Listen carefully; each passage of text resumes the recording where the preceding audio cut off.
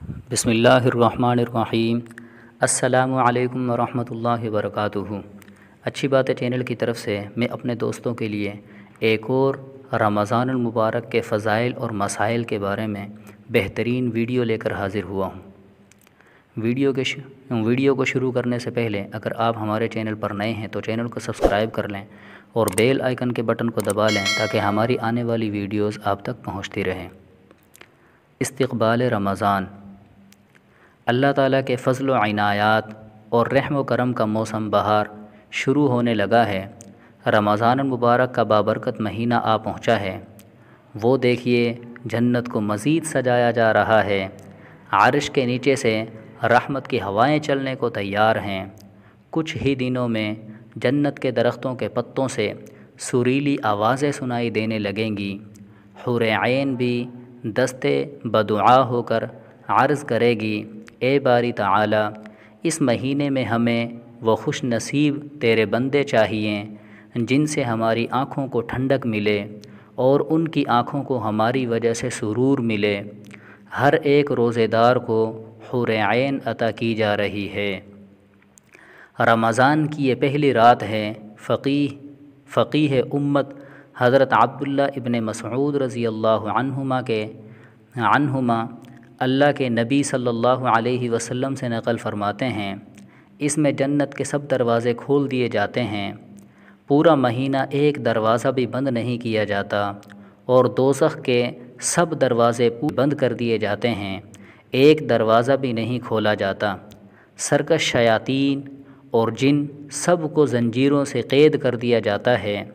ایک آواز دینے والا آسمان سے ہر رات طلوع فجر تک آواز لگاتا رہتا ہے، خیر اور بھلائی کے طلبگاروں، اللہ کی طرف سے خیر کو قبول کرو اور خوش ہو جاؤ، برائی اور شر کے طلبگاروں رک جاؤ اور ہوش سے کام لو۔ پھر رب لم یزل کی صدائے بازگشت سماعتوں میں رس گھولنے لگتی ہے۔ کوئی ہے جو مغفرت طلب کرے، ہم اس کو بخش دیں، کوئی ہے جو توبہ کرے، ہم اس کی توبہ قبول کریں، کوئی ہے دعا مانگنے والا، ہم پوری کرتے ہیں، کوئی ہے سوال کرنے والا، ہم عطا کرتے ہیں۔ ہر رات 60,000 لوگوں کو جہنم سے آزاد کر دیا جاتا ہے، اور عید الفطر کے دن پورے مہینے میں روزانہ 60,000 کے بقدر جتنے لوگ بنتے ہیں، ان سب کو ایک ہی دن جہنم سے چھٹکارا نصیب ہو جاتا ہے۔ یہ تو آسمانوں پر فیصلے ہو رہے ہوتے ہیں، اب زمین کی طرف آتے ہیں۔ وجہ تخلیق کائنات حضرت محمد الرسول اللہ صلی اللہ علیہ وسلم رجب کے مہینے سے ماہ رمضان کی تمنا شروع فرماتے، اللہم بارک لنا فی رجب و شعبان و بلغنا رمضان۔ ہمارے لیے رجب اور شعبان میں برکت عطا فرما اور ہمیں رمضان نصیب فرما۔ بلکہ جب شعبان کا مہینہ آتا تو لسان نبوت سے یوں موتی بکھرتے، اللہم ھذا شعبان و بلغنا رمضان۔ اے اللہ، جیسے آپ نے ہم پر فضل و احسان کیا کہ ہمیں شعبان عطا فرمایا، اے اللہ ہمیں رمضان کی مبارک ساعتیں بھی نصیب فرما۔ نبی کریم صلی اللہ علیہ وسلم 2 ماہ پہلے اپنے اس مبارک مہمان یعنی رمضان کا استقبال فرماتے، اور جوں ہی شعبان کی آخری رات آتی، آپ اپنے جانثار صحابہ کو جمع فرماتے، ان کے سامنے رمضان المبارک کی اہمیت، افادیت، خصوصیت، امتیازی حیثیت کا دل آویز تذکرہ فرماتے۔ حضرت سلمان فارسی رضی اللہ عنہ نے آپ کے ان فرامین کو نقل فرمایا ہے، یا ایھا الناس قد اظلکم شہر عظیم شہر مبارک شہر فیہ لیلۃ خیر من الف شہر جعل اللہ صیامہ فریضۃ وقیام لیلۃ تطوعا من تقرب فیہ بخصلۃ من الخیر کان کمن ادی فریضۃ فیما سواہ ومن ادی فیہ فریضۃ کان کمن ادی 70 فریضۃ فیما سواہ وہو شہر الصبر والصبر ثوبہ الجنۃ وشہر المواساۃ وشہر یزداد رزق المؤمن من فطر صائما كان مغفرة لذنوبه وعتق رقبته من النار وكان له مثل أجره من غير أن ينتقص من أجره شيء قالوا ليس كلنا يجد ما يفطر الصائم فقال يعطي الله هذا الثوب من فطر صائما على تمرة أو شربة ماء أو مذقة لبن وهو شهر أوله رحمة وأوسطه مغفرة وآخره عتق من النار من خفف عن مملوكه غفر الله له وأعتقه من النار واستكثروا فيه من 4 خصال خصلتين ترزون بهما ربكم وخصلتين لا غنى بكم عنهما فأما الخصلتان اللتان ترزون بهما ربكم فشهادة أن لا إله إلا الله وتستغفرونه وأما اللتان لا غنى بكم عنهما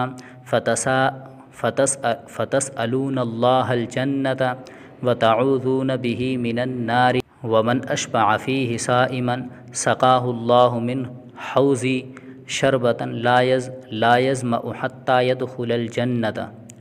صحیح ابن خزیمہ جلد نمبر 2 صفحہ نمبر 911 باب فضائل شہر رمضان رقم الحدیث 1887۔ ترجمہ: تم پر ایک مہینہ آ رہا ہے جو بہت بڑا اور بہت مبارک مہینہ ہے۔ اس میں ایک رات ایسی ہے جو 1000 مہینوں سے بڑھ کر ہے۔ اللہ تعالیٰ نے اس کے روزے کو فرض فرمایا اور اس کی رات کے قیام کو ثواب کی چیز بنایا ہے۔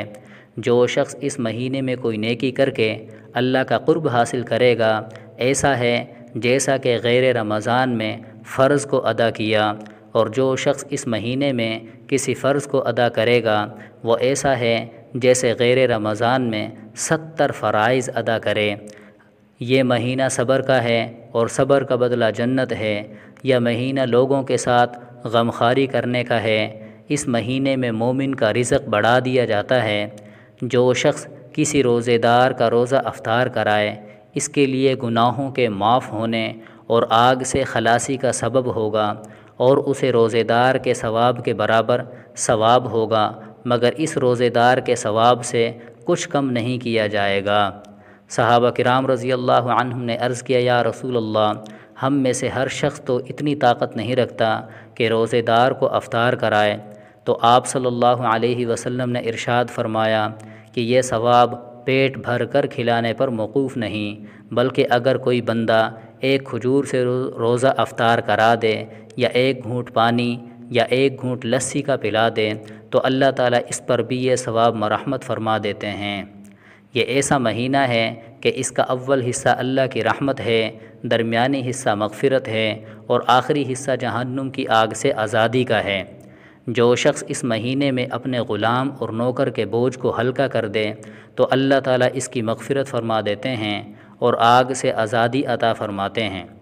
اس مہینے میں 4 چیزوں کی کثرت کیا کرو، جن میں سے 2 چیزیں اللہ تعالیٰ کی رضا کے لیے ہیں، اور 2 چیزیں ایسی ہیں جن سے تمہیں چارہ کار نہیں۔ پہلی 2 چیزیں جن سے تم اپنے رب کو راضی کرو وہ کلمہ طیبہ اور استغفار کی کثرت ہے، اور دوسری 2 چیزیں یہ ہیں کہ جنت کی طلب کرو اور جہنم کی آگ سے پناہ مانگو۔ جو شخص کسی روزے دار کو پانی پلائے، رب تعالی شانہ روز قیامت میرے حوض سے اس کو ایسا پانی پلائیں گے جس کے بعد جنت میں داخل ہونے تک اسے پیاس نہیں لگے گی۔ آئیے ہم بھی اپنے اس مہمان مہینے کا استقبال کی تیاریاں شروع کر دیں، محض جلسے جلوسوں سے نہیں بلکہ اپنے دلوں میں عبادات کا شوق پیدا کریں، اور ہادی برحق حضرت محمد مصطفیٰ صلی اللہ علیہ وسلم کی ہدایات اذہان و قلوب میں رچا بسا کر پرعزم ہو جائیں کہ ہم سب نے اس رمضان میں اپنی مغفرت کے تمام اسباب خلوص دل اور خلوص نیت سے اختیار کرنے ہیں۔ چنانچہ جو ہی ہم ماہ رمضان کے چاند کو دیکھیں تو یہ دعا پڑھیں، اللہم اہلہ علینا بالیمن والایمان والسلامۃ والاسلام والتوفیق لما تحب وترضی ربی وربک اللہ۔ اے اللہ، اس چاند کو ہم پر برکت ایمان، خیریت اور سلامتی والا کر دیں، اور ہمیں توفیق دے اس عمل کی جو تجھے پسند اور مرغوب ہو، اے چاند میرا اور تیرا رب اللہ ہے۔ اب ہمیں احساس ہونا چاہیے کہ ہم پورا مہینہ اس ماہ مبارک کی دل و جان سے قدر کریں اور اس کے تقاضوں کو شرائط و آداب کے ساتھ پورا کریں۔ یاد رکھیں، توبہ اور استغفار کی کثرت کریں، ذوق و شوق سے تراویح کی 20 رکعات ادا کریں، 3 رکعات وتر ادا کریں اور خوب دعا مانگ کر جلد سو جائیں تاکہ صبح سحری کے وقت اٹھنے میں دقت اور پریشانی کا سامنا نہ کرنا پڑے۔ سوتے وقت کی دعا پڑھیں، اللہم باسمک اموت و احیا، اے اللہ میں تیرے ہی نام سے سوتا ہوں اور تیرے ہی نام سے اٹھتا ہوں۔ سورہ ملک پڑھیں اور آیت الکرسی بھی پڑھ لیں، سنت کے مطابق دائیں پہلو پر سو جائیں۔